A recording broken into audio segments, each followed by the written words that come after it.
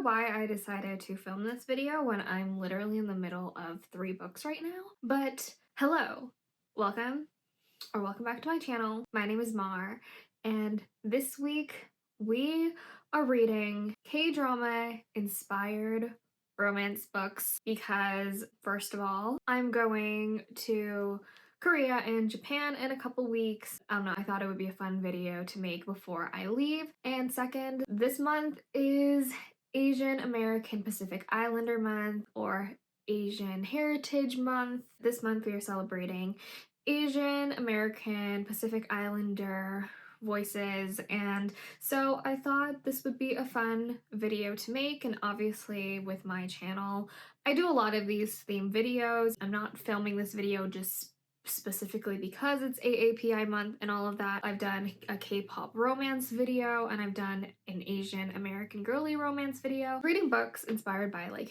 K-dramas and those types of tropes I thought would be a really fun video to make. I'm not actually a K-drama fan. I don't watch that many K-dramas or anything. I've only watched a couple like all the way through, but I am a K-pop fan, as you could probably tell. Anyways, I thought it would just be a fun video to make because K-dramas have the wildest plots and the wildest characters and all of that. So just getting to read books that are kind of like inspired by K-dramas, I just thought it would be fun. The requirements for this video is very loose. I don't know much about what the books are about or the plots or anything. The only thing I was searching for is that the word K-drama is in the description, and it has like loose tropes based off of just K-drama plots. I didn't have strict requirements on like what each book needed to have. All I just know is that there's K-drama in the description. And another thing as well is like I'm trying not to include any K-pop romances because I am planning on doing another video for that. For this video, I tried to make sure that no K-pop romances were going to be involved. But what I classify as like a K-pop romance is that most K-pop romances fall into like different tropes. There are two of the most popular tropes. It's either the K-pop trainee trope or it's the nobody dates a K-pop star trope. None of those types of books will be in this video. This one is definitely going to be about like chaebol families, like nepo babies, or about girls who are obsessed with like K-dramas and all that. Like that is what is going to be read in this video, I think. So yeah, come along with me as we read some of these K-drama inspired romances together. Let's get started. The first book I'm going to be reading is called The Noh Family, and it is by Grace K. Shim. I read the first couple chapters last night just to get a feel of what the book is about, and pretty much this book is about this girl named Chloe Chang.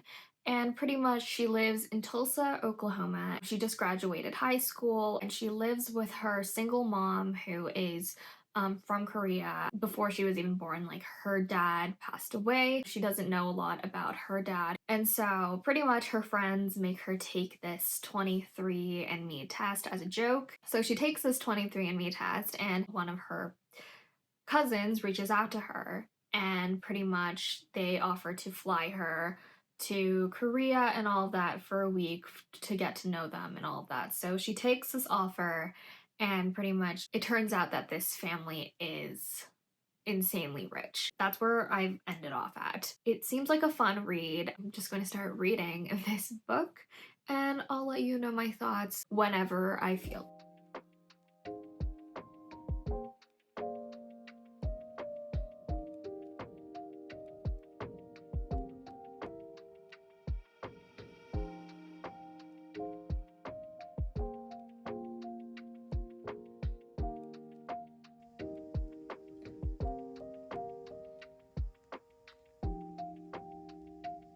So I've made it to about 50% of the way through this book, and honestly, I'm having a really fun time reading it. It is very YA, and I feel like because I've done so many of these kind of like reading blogs now of just like YA romances, coming of age books and all of that, I've just gotten used to the tone of a lot of these like young adult novels and sort of the common themes in between them that, like, I don't get as much secondhand embarrassment while reading these books now, but there is a lot of secondhand embarrassment in this book, to be quite honest. But I feel like if you like K-dramas and all that, you would really just enjoy this book. There are a lot of mentions and references to K-dramas and all that, and there are probably a ton more, but you know, they're kind of, a lot of them have probably flown over my head because I don't watch K-dramas.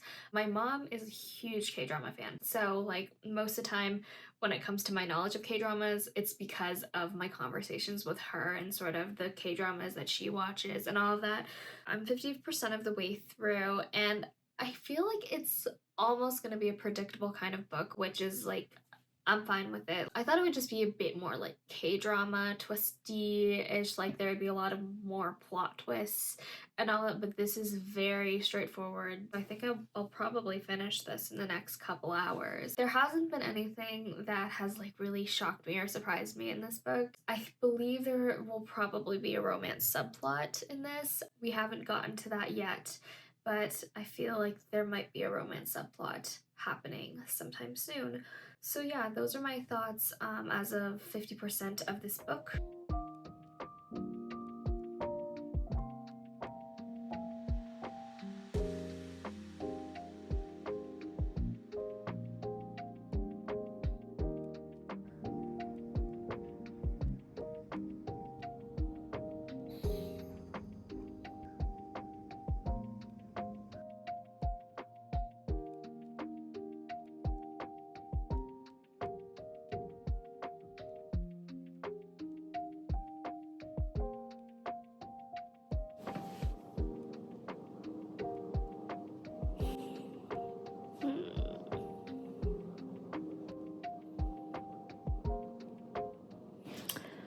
I'm about almost 80% of the way through this book, and now I'm not so sure about what I think.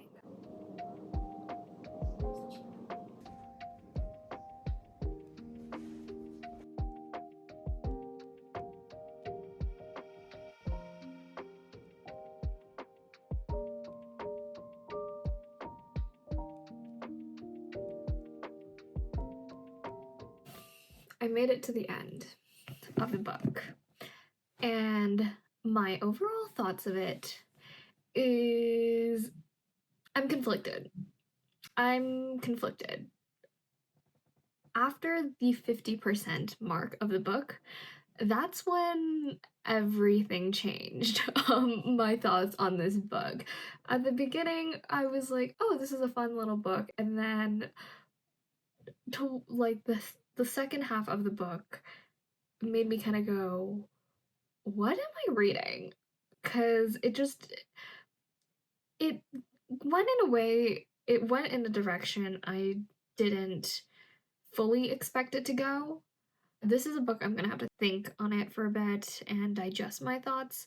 So if you want to hear my a bit more in-depth thoughts on, you know, each of the books that I've read, go check out the end of this video. The next book I am going to be reading is Soulmates by Susan Lee. Again, like I said, I have no idea what the plots are for these books. I just saw K-drama in the description and was like, yep, that checks out.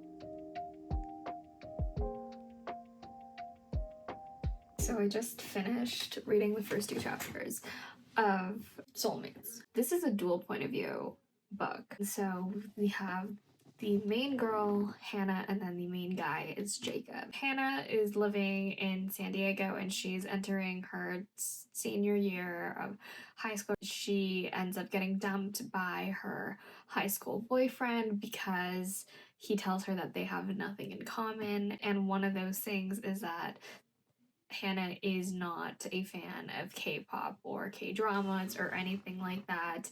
Meanwhile, her ex-boyfriend, Nate, is. Her mom tells her that this summer, her mom's best friend from Korea or whatever is going to be staying with them along with her son and her daughter. Pretty much The son is Jacob, so he's the other narrator of the book. He is a up-and-coming K-drama star. He gets involved in not necessarily a scandal, but he gets involved in like some bad publicity, which results in having to lay low for a couple of weeks. And so that's when his mom announces to him that they plan on going back to San Diego and staying with her best friend and her daughter Hannah. So that's sort of where the plots kind of cross and all of that. We learn from Hannah and Jacob is that those two don't like each other. They were friends when they were younger, but they had a falling out somewhere. So now we have to sort of learn and figure out why exactly they don't like each other. That is Soulmates by Susan Lee for now.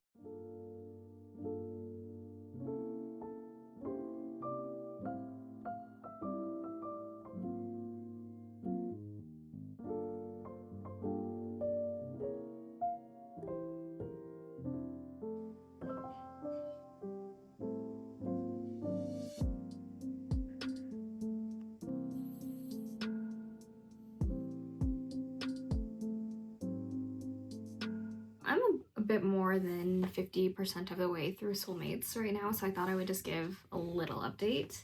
I just want to warn you guys that like when I do these videos, my standards for these types of books, the standard I have or like the expectations I have are very low. Like they're on the ground. Like I have no expectations going into these books, mostly because I have no idea what the plots of these books are. And so the less I know about it, the more surprised I am when I read. The bar is not high.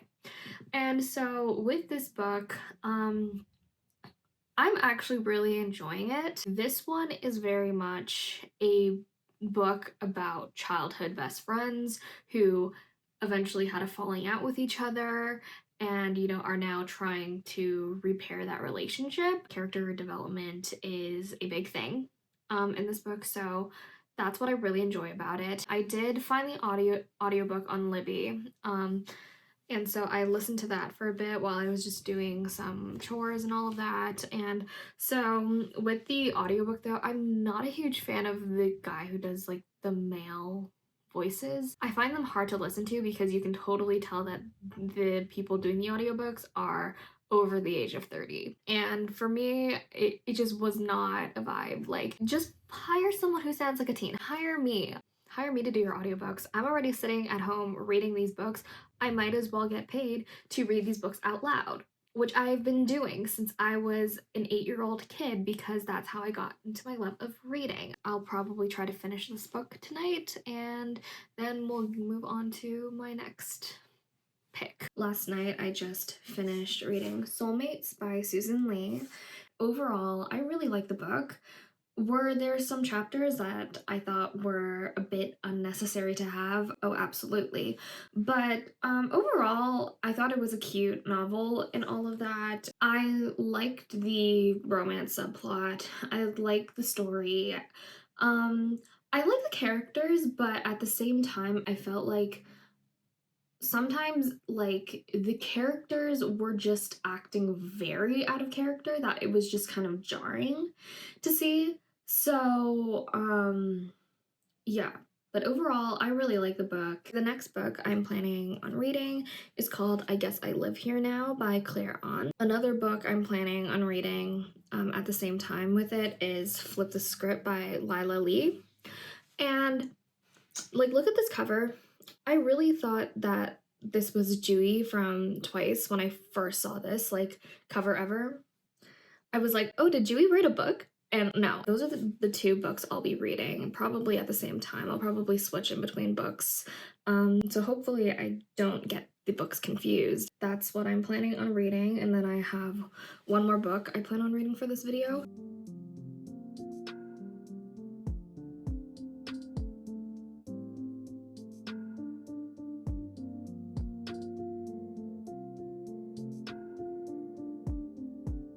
If I look like dead in the next couple clips or so, It's mostly due to the fact that last night I went out with my friends and I didn't get home till late, and I may or may not have too much to drink.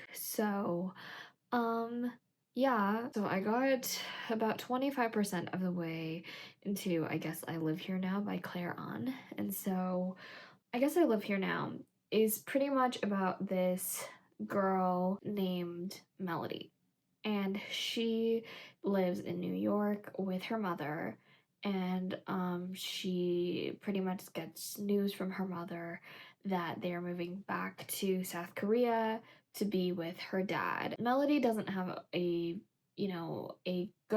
great relationship with her dad because her dad has lived in Korea pretty much like her entire life. He rarely visits her and her mom in New York and all of that. She just doesn't really have a relationship with him. Melanie gets to South Korea. She's trying to sort of learn how to live this new life in South Korea. The other book that I'm currently reading at the same time is Flip the Script by Lyla, and that one I've gotten about 30% of the way through.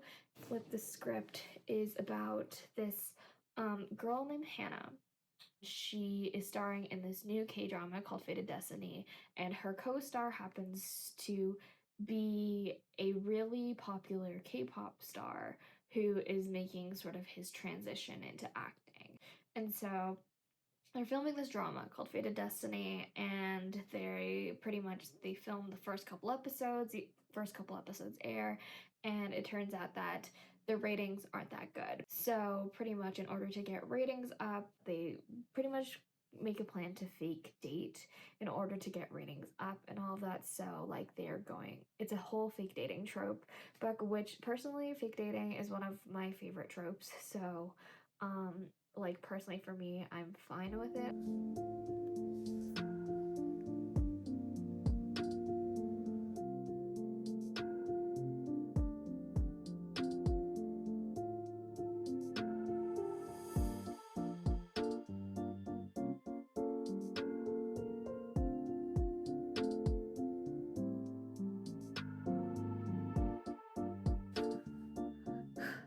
I can't believe I'm doing this, but I think I'm gonna DNF the book I Guess I Live Here Now by Claire On.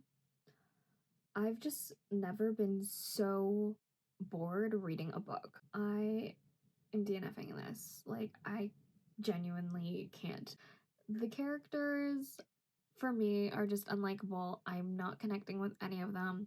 Nothing is happening in this story other than me knowing that the main girl wants to be an interior designer and that she's struggling in school and she still doesn't know a lot about Korea and she doesn't have a great relationship with her parents. Like, there's nothing that is making me invested in this story. Like, there's not even a romance subplot happening right now.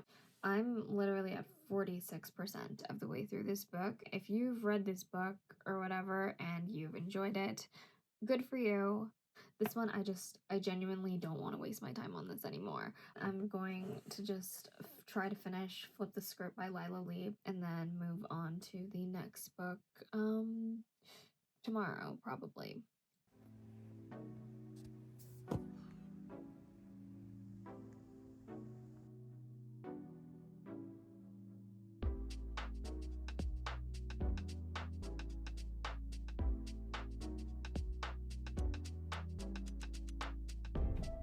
Okay, Flip the Script is so Wattpad fanficky tropey, but I'm loving it.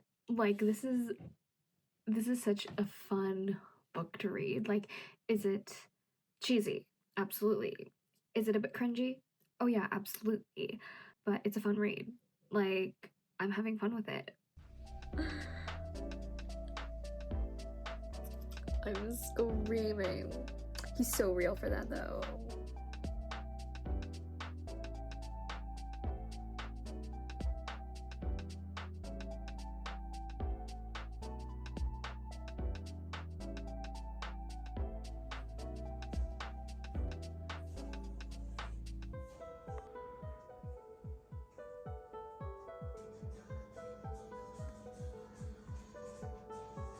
Okay, So I just finished reading Flip the Script by Lyla. I had such a fun time reading this book. However, I think this book is just best to go into not knowing anything about the plot or just like anything about this book. At the beginning of it, it's very tropey and you sort of think it's going to be a predictable book. And then no, the script was indeed flipped. A lot of stuff that happened in this book I genuinely was not expecting. I think sometimes that's all you need is like a silly, fun, goofy book that you don't have to think about too hard and just have fun reading it. There's one more book that I want to read for this video. The next book I want to read is The Name Drop by Susan Lee. I was always just really interested in reading this book, mainly because the cover art, because the main guy on this cover is that not Jungkook from BTS? Like, so am I reading this book mainly because the guy on the cover looks like Jungkook? Oh, absolutely, I am. Let's get started on reading The Name Drop.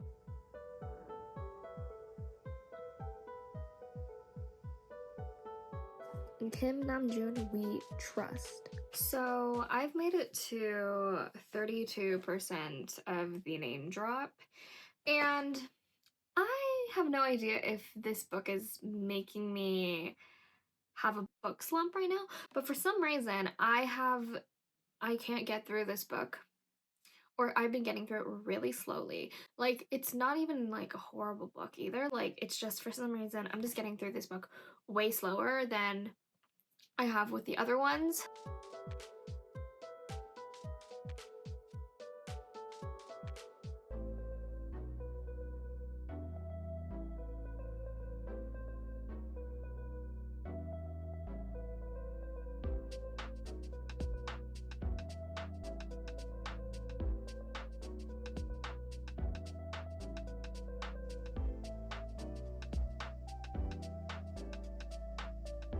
So I'm about 52% of the way through The Name Drop right now.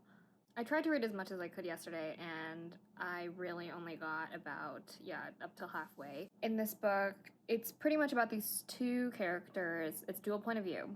It's about these two characters. One is named Elijah Ree, and the other one is named Jessica Lee, except they both have the same Korean name, which is, their Korean name is Yoojin Lee. I don't know why I blanked. They have the same Korean name, and so pretty much what happens is that they both end up working at this corporation, this Korean company in New York, and they pretty much, their names get mixed up, their identities get mixed up. So Jessica accidentally takes Elijah's place, and Elijah accidentally takes Jessica's place, and they pretty much are trying to navigate sort of this mix-up and all of that. I'm not having as much fun as I thought I would have reading this book, but yeah, we'll see. That's basically the premise of the name drop right now.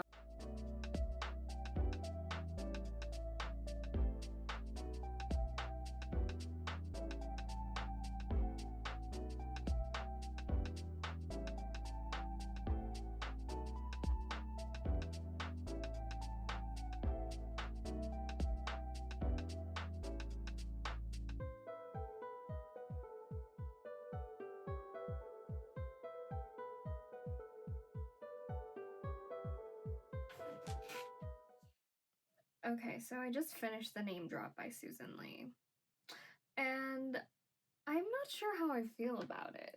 Like, I didn't hate it, but it's just not one of my favorite books. I don't know, there were just some things I just like didn't vibe with in the book and all that, so I'll get to it when I get to my review next.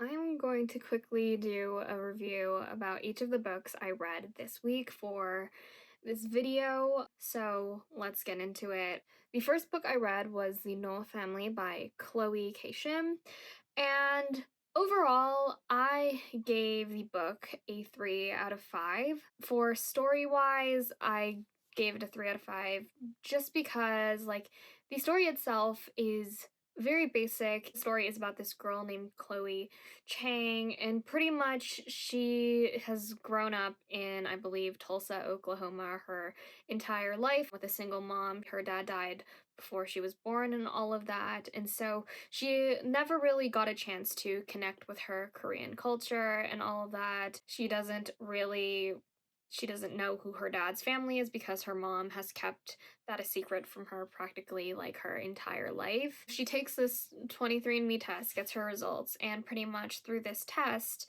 she gets connected with a one of her cousins.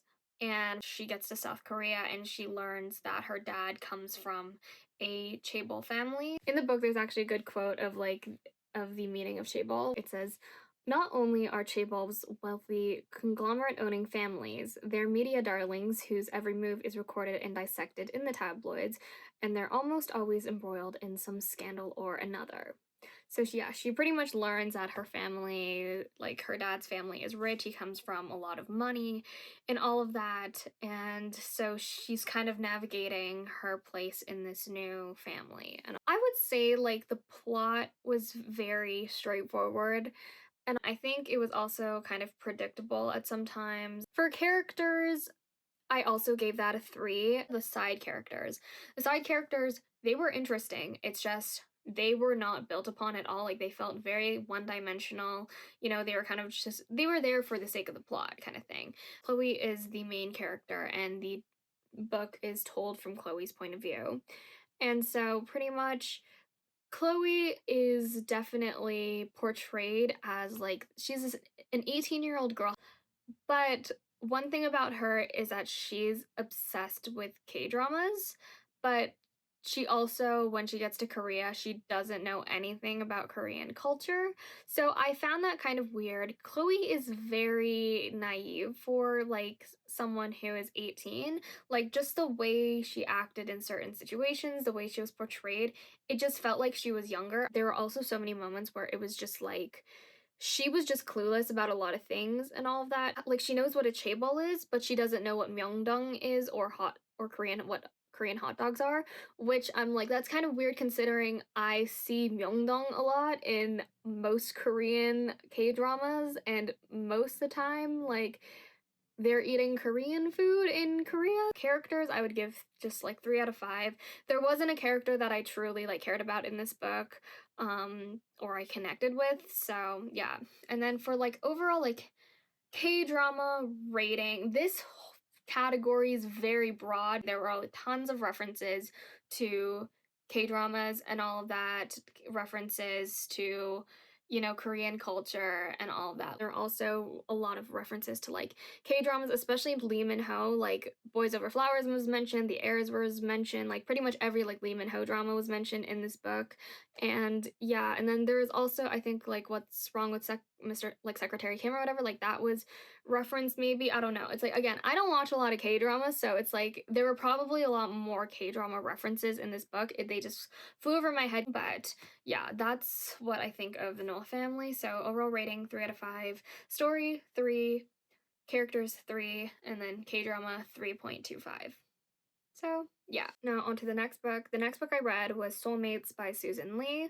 And Soulmates, I gave an overall rating of 3.75. I personally really enjoyed this book. So, story-wise, I gave it a 3.25. And this book is very much friends to enemies to friends to lovers. Like, that's how I would describe it. It's a dual point of view book and it's told from the point of views of Hannah and Jacob. Hannah is a high schooler who is living in San Diego with her mom. Her sister has moved out of their house and her dad, I believe, lives in Singapore and all of that. And then there's Jacob. So Jacob is a K-drama actor and pretty much what we learn is Hannah and Jacob were childhood best friends.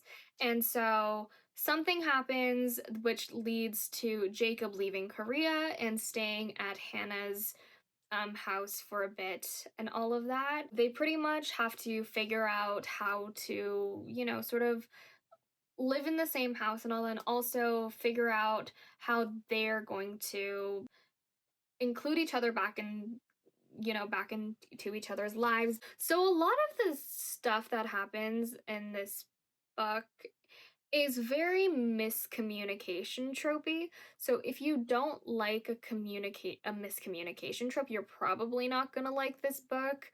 Personally for me, I think it was just used so it was used so many times that it was almost like deemed unnecessary.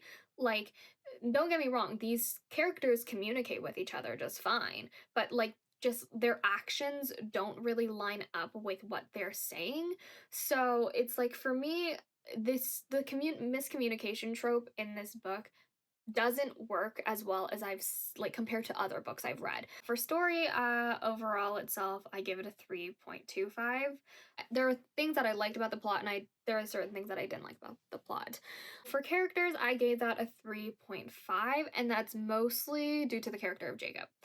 Hannah is a very interesting character because she's very much a Korean American girl and all that, but Hannah herself is a very bitter character. She's bitter, she's petty, she's very unlikable. So, in this book, she very much refuses to acknowledge that she is South Korean because I think where she lives, it's predominantly white and all of that. And so she has spent most of her life, trying to fit in amongst her white peers and all of that. But then, in contrast, Susan Lee, she decided to have all of these other characters now, like around Hannah. All of them are like interested in Korea. They all have like this fascination with Korean culture and all that. All of them are getting into K-pop, K-dramas and all that. And Hannah is just like, when did this become a thing? She's just like, why is everyone so infatuated with Korean culture? It's also like the way Susan Lee portrays these other characters, it's almost like Korea Boo level. It's not just like them liking Korean culture, it's almost them like wanting, like acting like they know everything about Korea or about the Korean culture, or like some of them have like a Korean fetish. It's kind of weird and off-putting, and I don't know if like Susan Lee meant to do that. But yeah, anyway, so Hannah has a lot of internalized racism about being Korean and all that. She doesn't really appreciate her culture. And she also just has a lot of other things that she needs to work out herself throughout this whole book. So it's like she's very much an unlikable character. And I think she's supposed to be unlikable. Jacob is her childhood best friend. And he became a K-drama actor and all of that. And pretty much throughout this whole book, he's portrayed as a pretty nice guy, who's always sort of there for Hannah, and he pretty much like put pressure on himself to take care of his family and all that. Like, he's overall a nice guy. He, has trouble fitting into Korean society, his Korean image. And like he feels lonely. Like pretty much in this book we learn that both like Hannah and Jacob, they just both feel lonely in the places that they're at. Jacob, I think he's characterized a bit better, but like again, what they say and their actions again don't line up with each other. So it's always like really like I don't know if the characters are the problem or if the writing was just the problem. Overall characters I put as 3.5. For like overall K-drama feeling, K-drama, they do talk about the K-drama industry and all of that and the Korean entertainment industry, but it's done in a very stereotypical kind of way. There wasn't a lot of nuance when talking about like the K-drama things. It just felt like really black and white when she was describing everything that was happening like in the K-drama industry, what Jacob was going through as a K-drama actor and all of that. There were some moments where again it felt like a K-drama. There were others where just like it did not, and it was like lacking and all of that. There's a romance subplot obviously, and that romance subplot is pretty cute, but there's like also like mild spice to it, like very mild spice to it. Like if I were to give it like a pepper rating, I maybe would put it like half a pepper because this is a young adult novel. So when I got to like that part, I was like, oh, Oh, this is interesting. Oh. So those are my thoughts on Soulmates by Susan Lee. So overall rating 3.75, story 3.25 out of 5, characters 3.5 out of 5, and K-drama ness a 3. The next book that I read was I Guess I Live Here Now by Claire On. And that was the one I DNF'd. I did not finish it. I don't want to talk badly about the book or the author or anything. Like, personally for me, this book wasn't for me. I just thought the character was so annoying. So pretty much it's about this character named Melody, and her life pretty much gets uprooted. She is living in New York City with her mom, and then all of a sudden her mom tells her that they are moving to Korea to live with her dad, who, she pretty much doesn't see a lot, and pretty much her dad pretty much forces her to live this new life in South Korea, and Melody is very bitter about it. She doesn't want to, do anything her dad tells her. She doesn't want to, make friends and all that. Her dad's setting her up on like all these blind dates and all of that. And then she's going to this international school, and it's like everything I'm telling you is pretty much just what you're being told the entire book, and there's absolutely no plot to it. There's no end game, there's nothing that happens. Like, it's just kind of like you're just being told about this character's life. Every time I read it, I was just bored and I just felt myself falling into a slump. So that's why I just DNF'd it. I wanted to DNF it then rather than like do a review of me just like shit talking about this book and all that, because I don't think it's fair to the author, and I don't think it's fair for me to sit and read a book that I don't like and I know I'm going to rate less than 3 stars if I finish it. So, yeah. Personally wasn't for me. I wanted something to happen in this book, and for me, nothing was happening that I truly cared about. I couldn't connect to any of the characters, so I was like, you know what? I'm just gonna DNF it. So yeah, that's my thoughts on I Guess I Live Here Now. It's like, I don't think it's gonna be a book that I come back to. So yeah. The next book I read was Flip the Script by Lyla Lee, and overall, it was a fun read. I had a lot more fun reading that book, and maybe it's because I knew I was falling into a slump that I was just like, you know what, let's just have fun reading it. But yeah, if you want to get out of like a slump, or you just really want like a fun, silly, goofy, like K-drama themed book to get into, highly recommend Flip the Script, to be quite honest. I gave this a 4, and maybe it's just like, again, contextually based off of the other books that I was reading at the time and all of that, there's reasons as to why like this is just ranked higher, and it's mostly due to the fact that I was having a fun time reading this book.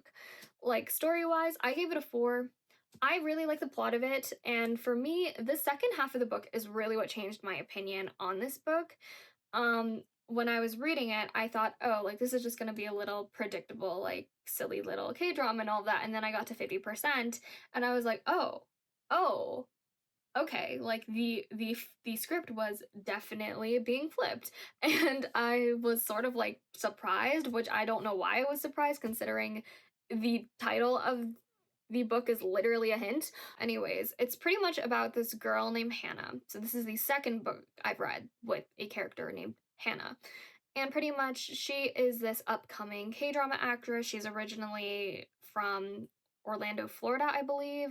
She becomes this K-drama actress, and she's going to be in this new K-drama with this K-pop heartthrob and all of that. And they pretty much filmed their the first couple episodes, and the first couple episodes air, and they realize that their ratings aren't doing that well, so the studio pretty much decides that the two actors are going to fake date.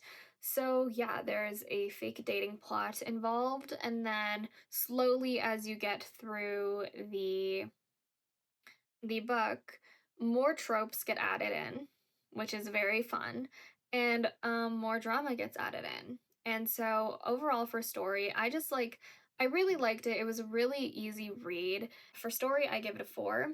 Characters, I give a 3.25. I would say like it's told from the point of view of Hannah. And so Hannah's an interesting character because, you know, she goes through a lot of just character development, personal development in this book, but there are also a lot of like side characters that also kind of have their own character developments as well, but I think it's just done insanely fast. Like these characters come with up with solutions at a very fast like pace, which like, is it realistic? Oh, absolutely not. I think this book would have definitely been better if we got, you know, if we got to dig deeper into more of the characters and all of that and sort of who they are and all of that, because I do think some of the characters fell flat. But overall, for characters, I give it a 3.25. I would have given it a 4 if the characters were a bit more fleshed out, but that's just my opinion. And then for K-drama, K-drama inspired, K-drama tropes, K-drama whatever, I give it a 3.5.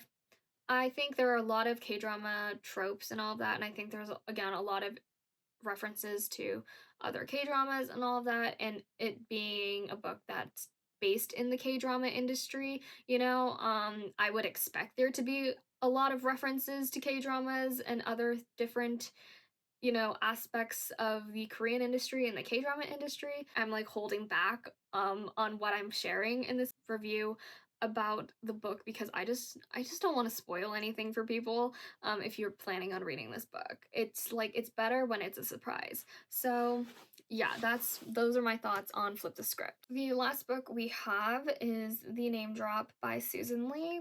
And for this book, I gave it a 3.25. I didn't like it as much as I liked Soulmates by Susan Lee.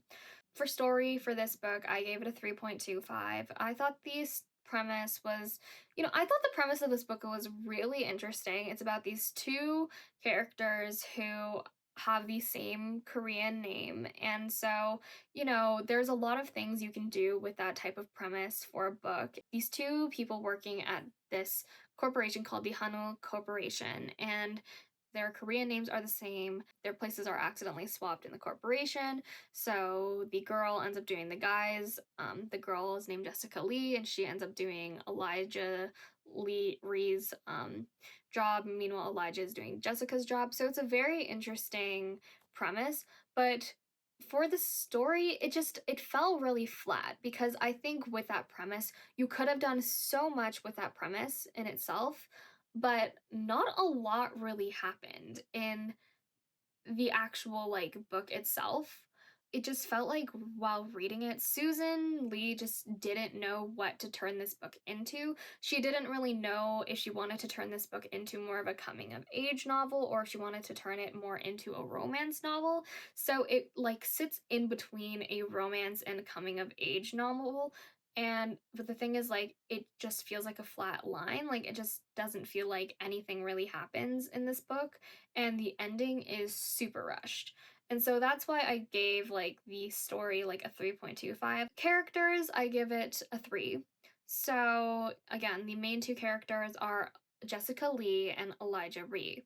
So Jessica Lee, she's the main girl, and pretty much she doesn't come from a lot of money, and she pretty much gets this internship because she needs connections in order to apply for scholarships for like universities. For the characterization of Jessica though, it was just very inconsistent because there were moments where it's like she's like very like this anxious girl and she's like rambling off and you know she doesn't know when to shut up, and then there's like other moments where she comes off as like this really like confident girl. So it was just like it was always she was always flopping on like either end of like the spectrum, and it was just like kind of weird to read about. And like personally for me, I just couldn't connect with her as a character at all. And then the main character, Elijah Reeve, I also didn't care about him. He is the pretty much the son of the CEO of Hano Corporation, and he's the chaebol son. His parents, you know, he's lived in luxury his entire life. His dad is forcing him to take over this company and all of that. He doesn't want to follow his dad's footsteps. He doesn't want to take over this,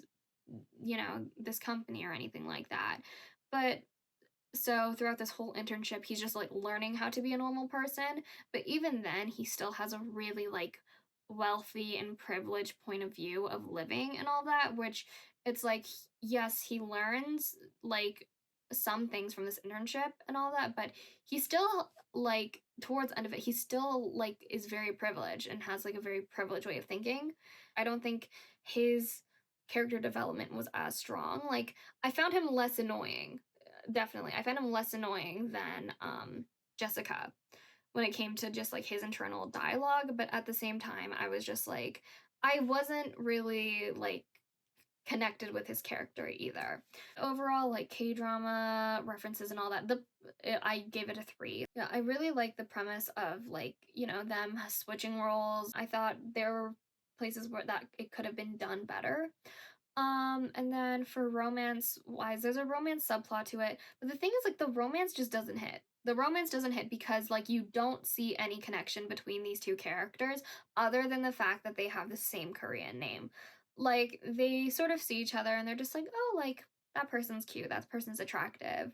And that's like the amount of tension you get. Like, even when they're learning about each other, they're just like, they're so different that there's really no like valid explanation or convincing explanation as to why they should end up together. I don't I don't even know why these characters are getting together, to be quite honest. So yeah, that was my thoughts on the name drop. Overall 3.25, story 3.25, characters 3, and K-drama category 3. Okay, so my throat is starting to hurt, but thank you so much for watching this video. I hope it was entertaining, maybe not. Let me know what you like better, if you like my reviews coming in like after I read the book, or if you like all of my reviews toward the end of the video. Personally for me, I don't care, so share your opinions or don't. I'll just keep making videos the way I like making videos. So yeah, thank you so much for watching, and I'll see you on my next one. Bye.